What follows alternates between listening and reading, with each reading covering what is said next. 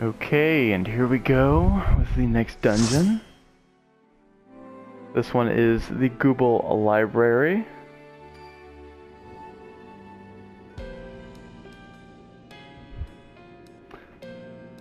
Alright, so as is customary, let's check our new skill. Since we're level 60 in this dungeon, we can use Meditate. Now this is actually the level 59 dungeon, but since I am level 60 and above, I actually get to sync up to level 60, so we can use Meditate.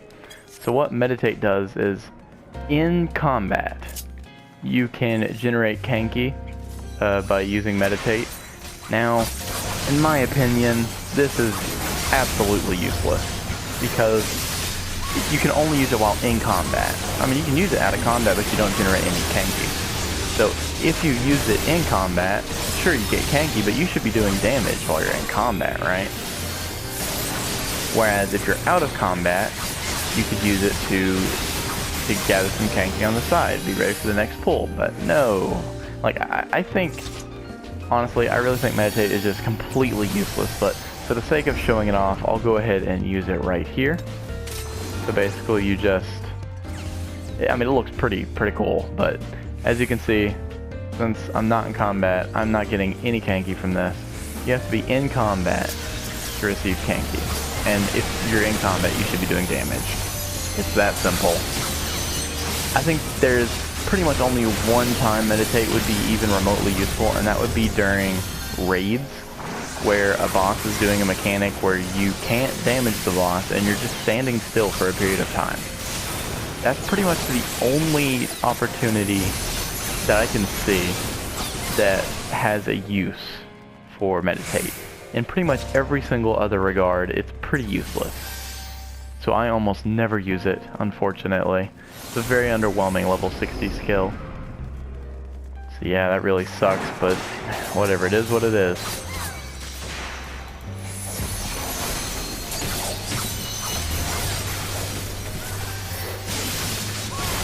So, to start off the dungeon, there's just a few minor trash pulls.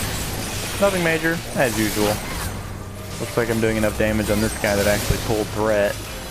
That's okay, because he is dead now.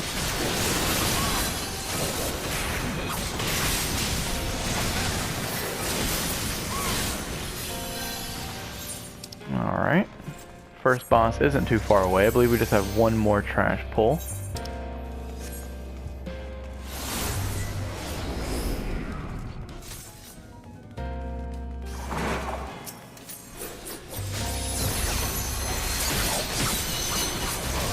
So this first boss in the dungeon is actually a pretty unique boss. However, if you have played, I believe it's Amdapor Keep, I could be wrong, but if you have played, there is a level 50 dungeon from A Realm Reborn that has a boss that's similar to this, but this boss does have new mechanics, so it's not exactly the same, but there are some similarities. The Demon Wall boss is what I'm talking about. This boss is very similar to that boss, but it's definitely not the exact same. And we'll get to that when we get to it. We actually have to take out this room first, which I completely forgot about, actually. Right after this is the actual boss fight. But I believe this next boss that we're about to fight is called Demon Tome. Could be wrong, it's been quite a while since I've done this dungeon, but I'm pretty sure it's Demon Tome. Not that difficult, but it does have mechanics you gotta pay attention to, so I'll cover all of those, of course. I thought I'd go ahead and mention I am joined yet again by my good friend Cassie. But this time she's playing Red Mage and not Astrologian. So I'm not the healer this time, but that's fine. So yeah, Demon Tome. So, starting off, let's do some damage. You can only do damage to his front side. So right off the bat, he's going to start casting these darkened AoEs. Just dodge them. You definitely don't want to get hit by those, otherwise you'll get heavy and slow, which are two extremely annoying debuffs. And yeah, for right now, that's pretty much all we need to worry about. Dodging those two. And so far, this boss is pretty much identical to the other boss I mentioned, the Demon Wall. Now, Repel, again, same mechanic from Demon Wall, he's just going to knock you back.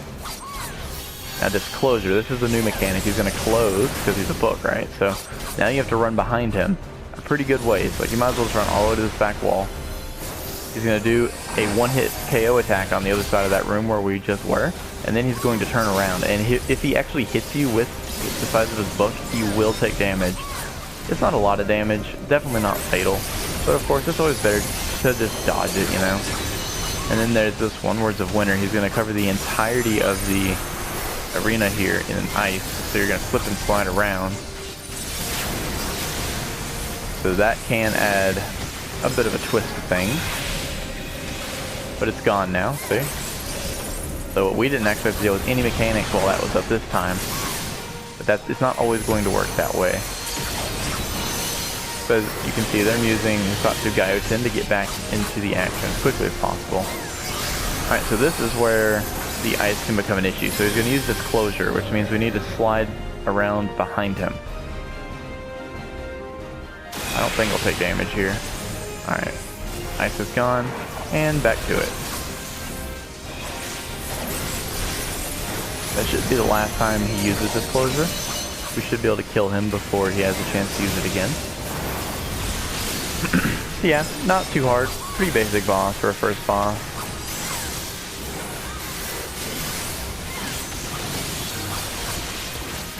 I totally should have been using Hingashi and I just haven't been. Higenbana would have been nice. Oh well, at this point it's a little late.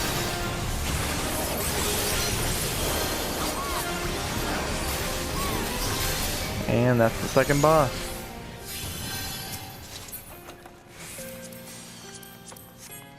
Oh, nice, I rolled a 1. Lowest possible roll. That's okay. Alright, moving right along. So, in this next segment, between the first and second boss, we're going to have these book-type enemies spawn. They're called page, followed by a number. So this one is page 64. So, you're going to want to take out the page 64 enemy first. There we go. They place a tether attack on a randomly selected party member that does constant damage. Definitely better to just kill him right at the beginning so you can dodge most of that. And that pull's finished. So now we pull the second group here, and there's going to be another book down here. Page 64. Whoops, I accidentally pulled a group of enemies. This is not good. I didn't mean to, I promise. Uh-oh, the tank's dead. Well, that's probably going to be a wipe then. Maybe not, but I guess we'll see, won't we? If I can pull some of the aggro, maybe I can get a heal off. Whenever it procs. There we go. Eyes open. Myself a little heal there. Alright, looks like we recovered okay, which is good. That could have gone really poorly.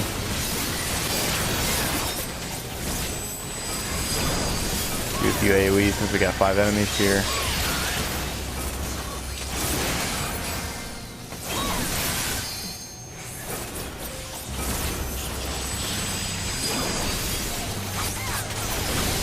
Alright, we recovered from that. Nice. I thought for sure we'd wipe there, but we didn't.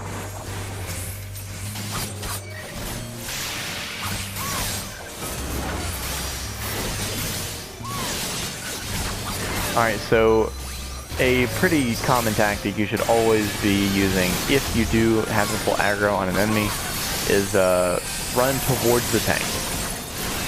That might sound a little iffy depending on your personal experience, but definitely need to be running towards the tank. You want them to take all the damage, because if you run away from the tank, then they have to chase you down to get aggro back.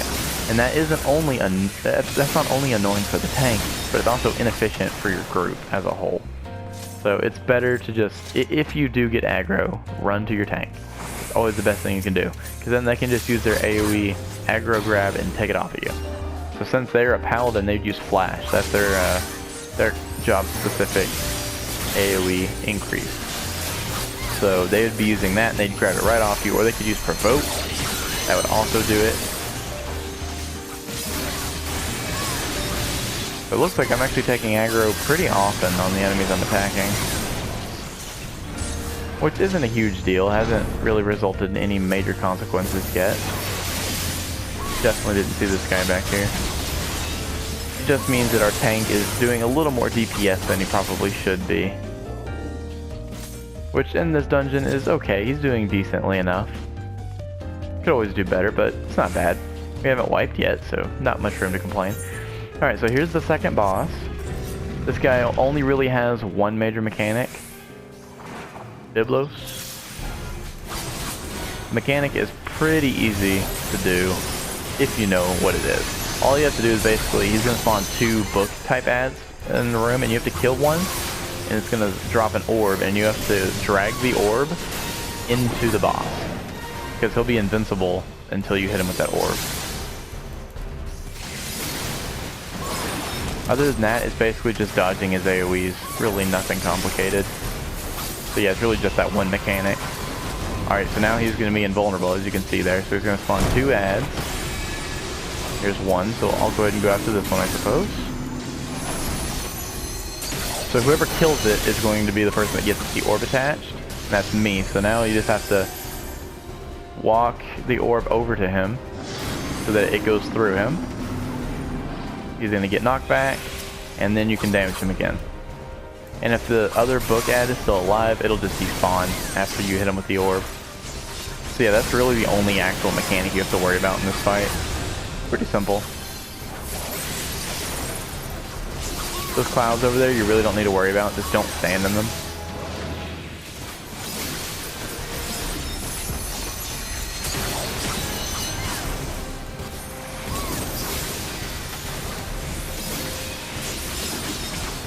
That's a targeted attack, heads down. We actually dodged it, but what you want to do is run away from the boss. Otherwise you'll take, the closer you are to the boss, the more damage you'll take.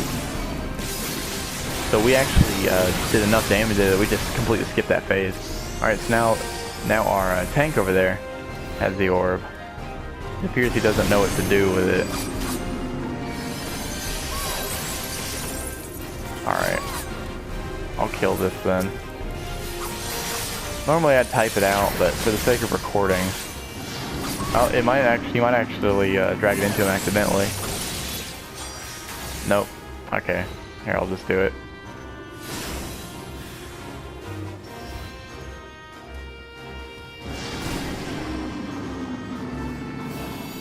What? It just went right by him. What was that? Did you saw that, right? It went like right through him. Alright, well, I've never seen that happen before.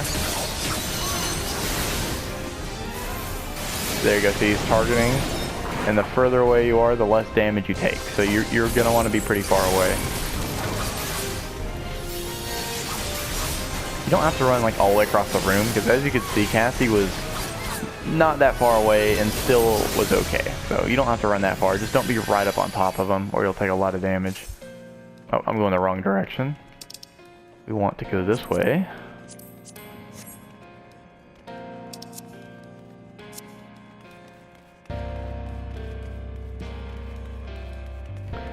Alright, so between the second and third bosses, just more standard trash pulls. Nothing major. Kill them dead.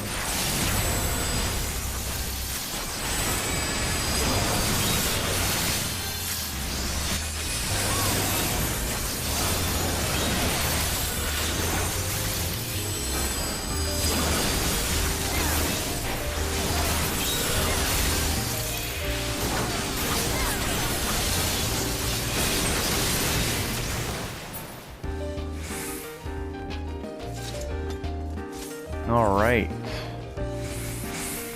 Moving along.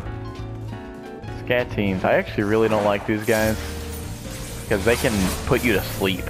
And if you do get put to sleep, you are, I think it's 30 seconds. So it's pretty long. And yeah, you're going to be asleep until an enemy hits you or the duration wears off. I don't think your healer can take it off of you. Maybe you can, but I don't know, I seem to remember thinking you can't. But either way, it's just a really annoying debuff to get. But for the most part, if you focus it down like we did, you can kill it no problem before it casts sleep on anybody. So we just completely dodged it.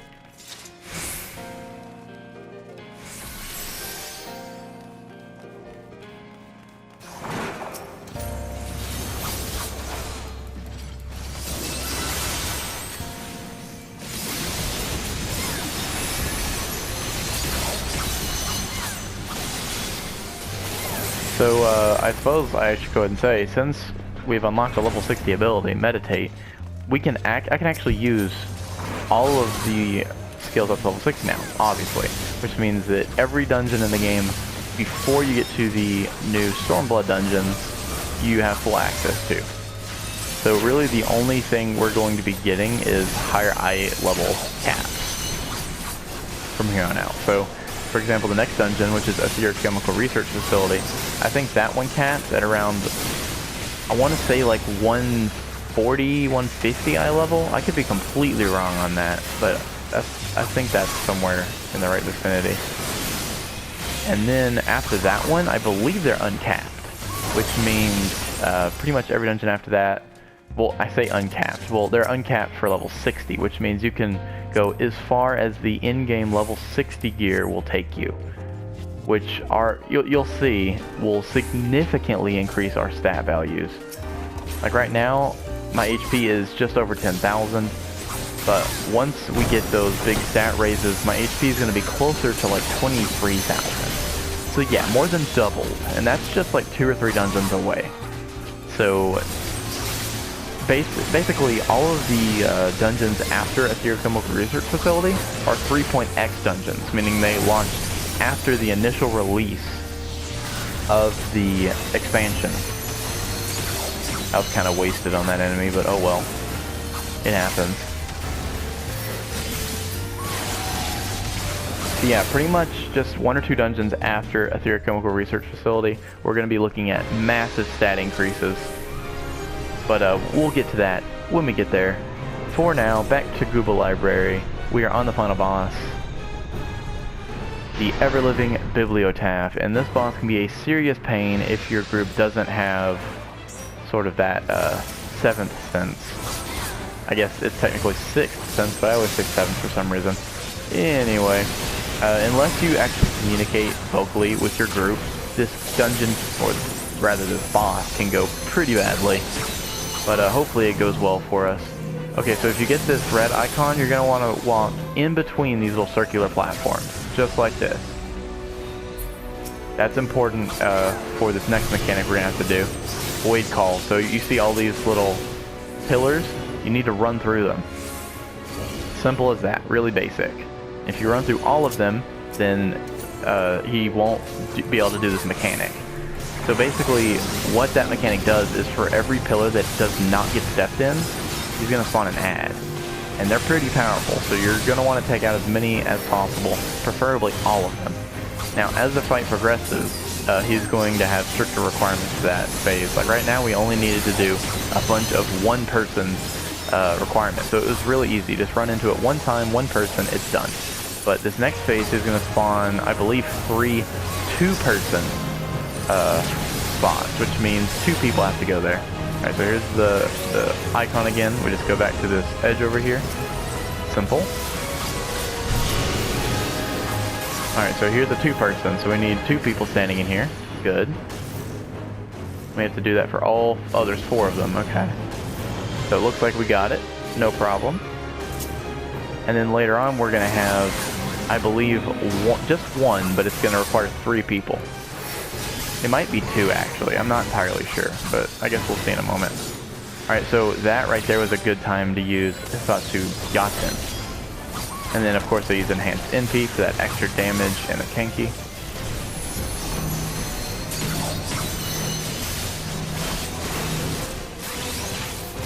Run that over here, not quite as far as I would have liked it, but oh well. Alright, so we're about to do the 3rd and final step. We're going to have to get 3 people in one spot. I was doing 2 orbs this time, alright. Let's walk it over to a different spot. So as you can see, these orbs are kind of pulsing, and they do high damage. so you definitely don't want to be near them. Alright, so this requires 3, so we got to get 3 people over here. And there's 2 of them, okay. So we got that one. Alright, so our group did this one very well, which is great. Sometimes your group can really mess that stuff up, and it can get pretty messy. But fortunately, we got a good group this time around. Nothing to worry about. So let's go ahead and do a limit break 2. So I can take him down to about 1%. Look at that, spot on, and he's dead. Alright. Easy peasy. See, sometimes that dungeon can go really well as long as your group does the mechanic correctly, but like I said earlier, if your group doesn't do the mechanic, or if you don't have good communication, you've got new players that you haven't explained the mechanic to, it can go very badly. There have been times where I was stuck on that boss for literally half an hour on just that one boss because we just wiped so many times, so you definitely got to watch out for stuff like that. But yeah, so that was the Great Gubal Library normal. There is a hard mode version, which is at the later end of the level 60 post Heavensward MSQ dungeons. That's kind of a mouthful there, isn't it? But here, I'll actually show you. That was the last technical leveling dungeon for Heavensward. So we had the Dusk Vigil, Somal, the Eyrie, the Vault, and the Great Gubal Library, which we just finished. So those were the 5 leveling dungeons. So now, Etherochemical Research Facility is our next dungeon. It's going to be the very first of quite a few level 60 dungeons. Okay, so it caps at eye level 180, so we should be able to get to probably around 14,000 HP, somewhere around there. But then after that, as you can see, the cap is 210, like it's going up higher, 240, that one's 240, and then once we get to here, there's no cap at all. So basically you can go up to as high into the Heavensward gear progression system as possible, so we should jump all the way up to around 24,000 HP, so that'll be pretty fun. And of course I'm using HP as our stat increase variable, but at the same time we're also going to be increasing all of our other stats. Mainly strength is the important one. That changes how much damage we do, the higher that stat is. But yeah, so starting with the next video, we're going to start all the level 60 dungeon series, starting with the Etherochemical Research Facility, or ARF, A-R-F for short. That's how I usually call it, just ARF. Then we have Neverreap, the Fractal Continuum, St. Mocion's Arboretum, Pharaoh's Serious Hard. This is a hard mode dungeon of a Realm Reborn dungeon, which I actually like, but I haven't done it in so long I probably forgot the mechanics. So, to be honest, this might be a learning experience for all of us. We'll have to see. And then we have the Anti-Tower. That one's pretty cool. Lost State of Amdapor Hard. That's another hard mode dungeon of a Realm Reborn dungeon. Sorkai. That's a fun one. Looks really pretty too. And in fact, that's probably one of my favorite dungeons as far as aesthetics are concerned.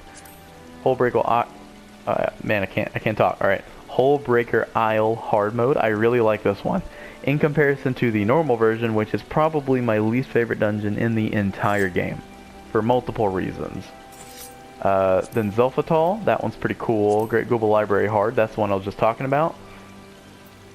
Balzar's Wall, which is one of my favorite dungeons, and also Somal hard, which I mentioned back in my Somal normal dungeon, and this one is also really fun. I really enjoyed both of these two right here, so those are going to be really fun. And then after that brings a close to the level 60 dungeons, and then we're going to start with the Stormblood dungeons, and as you can see, there aren't nearly as many Stormblood dungeons. There's only 9 right now. Now, 4.2 is about to come out, and we're going to get 2 new dungeons.